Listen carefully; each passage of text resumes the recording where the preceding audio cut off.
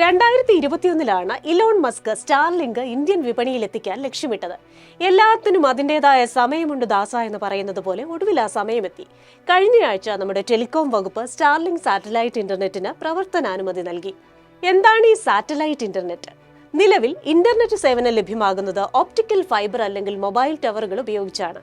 എന്നാൽ സാറ്റലൈറ്റുകൾ ഉപയോഗിച്ച് നേരിട്ട് വീടുകളിലേക്ക് അതിവേഗ ഇന്റർനെറ്റ് സേവനം ലഭ്യമാക്കുകയാണ് സ്റ്റാർലിങ്ക്.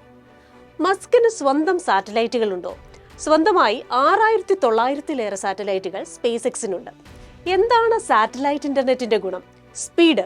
വീഡിയോ ഗെയിം ലവേഴ്സൊക്കെ അതിവേഗ ഇന്റർനെറ്റ് ഫാൻസ് ആണ്. അവർക്കൊക്കെ ലോകത്തെവിടെയും നല്ല സ്പീഡിൽ ഇന്റർനെറ്റ് ലഭിക്കും. 40 മുതൽ 220 Mbps വരെ ഡൗൺലോഡ് സ്പീഡാണ് കമ്പനി വാഗ്ദാനം ചെയ്യുന്നത്. മൂവി ഡൗൺലോഡൊക്കെ ചകചകയെന്ന് ലഭിക്കും. എങ്ങനെയാണ് ഇത്രയും സ്പീഡ്?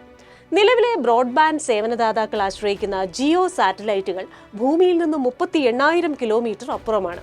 എന്നാൽ സ്പേസ് എക്സ് സാറ്റലൈറ്റുകൾ ഭൂമിയോട് അടുത്താണ്, 550 കിലോമീറ്റർ മാത്രം അകലെ.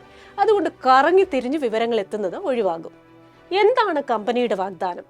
പാറക്കെട്ടിലോ കടുത്ത കാലാവസ്ഥയിലോ കപ്പലിലോ വിമാനത്തിലോ എവിടെയുമാകട്ടെ ഇടതടവില്ലാത്ത കണക്ടിവിറ്റി എന്ന് ലഭ്യമാകും. 2 മാസത്തിനകം സ്റ്റാർലിങ്ക് പ്രവർത്തനം തുടങ്ങും. എന്താണ് പ്ലാനുകൾ? ചെറിയ വീടുകൾക്കായി റെസിഡൻഷ്യൽ ലൈറ്റും വലിയ കുടുംബങ്ങൾക്കായി സ്റ്റാൻഡേർഡ് റെസിഡൻഷ്യൽ പ്ലാനും ലഭ്യമാണ്. പ്ലാൻ ഏതായാലും സാറ്റലൈറ്റ് ഡിഷിന് അഥവാ മസ്ക് മോഡൽ സ്റ്റൈലിഷ് കുടയ്ക്ക് 33,000 രൂപ നൽകണം.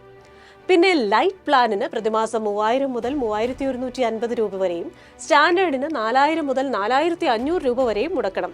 ദുഡ്ഡ് ചെലവായാലും സ്പീഡിലുള്ള ഇന്റർനെറ്റ് സൗകര്യം അൺലിമിറ്റഡ് ആണ്. ഉദ്ഘാടന ഓഫർ ഉണ്ടോ? ഉണ്ട്. പണ്ട് നമ്മുടെ റിലയൻസ് ജിയോ സൗജന്യ ഓഫർ തന്നതുപോലെ ആദ്യ മാസം സേവനം സൗജന്യമാണ്. സേവനം മാത്രം. സേവനം തുടർന്നാലും ഇല്ലെങ്കിലും 33,000 കൊടുത്ത് കുട വാങ്ങേണ്ടി വരും. ആദ്യ മാസം കഴിഞ്ഞ് സ്റ്റാർലിങ്ക് വേണ്ടെന്ന് തോന്നിയാൽ അത് തിരിച്ചെടുക്കുമോ എന്ന കാര്യത്തിൽ കമ്പനി ക്ലിയറായി ഒന്നും പറഞ്ഞിട്ടില്ല. 100 രാജ്യങ്ങളിൽ നിലവിൽ 40 ലക്ഷം ഉപയോക്താക്കളുള്ള മസ്ക് വെറുതെ ഇന്ത്യ പോലൊരു രാജ്യത്തേക്ക് വരില്ലല്ലോ. ആദ്യമായി ഇന്ത്യയിലേക്ക് വരികയല്ലേ. ഇവിടെയുള്ള കമ്പനികളുമായി ചങ്ങാത്തമുറപ്പിക്കാൻ വേണ്ടതും മസ്ക് ചെയ്തിട്ടുണ്ട്. ഇന്ത്യയിലെ പ്രവർത്തനങ്ങൾക്ക് പിന്തുണ നൽകാനായി സ്റ്റാർലിങ്ക് ടെലികോം ഭീമന്മാരായ റിലയൻസ് ജിയോ, ഭാരതി എയർടെൽ എന്നിവരുമായി കരാറായിട്ടുണ്ട്. വാൽകഷ്ണം. മസ്ക് പറയുന്ന ട്രയൽ ഫ്രീ ആണല്ലോ എന്ന് കരുതി ചാടി വീണ് അതിവേഗ സൗകര്യത്തിന്റെ ത്രില്ലങ്ങ് തലയ്ക്ക് പിടിച്ച് സ്റ്റാർലിങ്ക് അഡിക്റ്റായി മാറാൻ സാധ്യതയേറെയാണ്.